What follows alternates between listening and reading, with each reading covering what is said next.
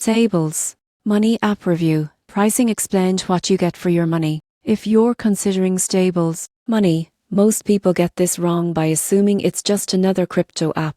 The surprising truth is that StablesMoney is focused on stablecoin savings and payments, offering a mix of crypto convenience with traditional financial tools. The app itself is free to download, but fees may apply depending on how you use it. Sending stablecoins to other users is usually free, while converting between cryptocurrencies or fiat can include small network or exchange fees. Interest-earning accounts offer returns around 3–6% annually, depending on market conditions and staking programs. What you get: secure wallets, stablecoin deposits, potential interest earnings, and easy transfers. What you give up: crypto volatility risks, fees on conversions, and the need for careful wallet management. Here's how to maximize value. Step 1.